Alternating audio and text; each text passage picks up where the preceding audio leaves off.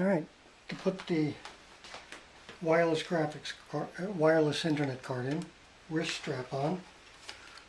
Here's the box. It's inside its bag. I'm on this wrist strap. Card comes out of the bag. The card goes into this connector, the small one.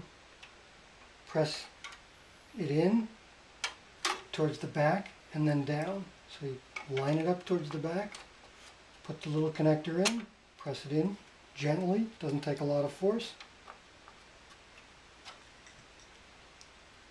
Take the little thumb screw,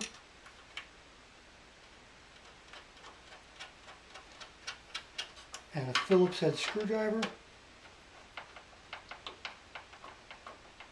Gently tighten it down, don't over tighten it. That's it. That's all there is to putting the wireless card in.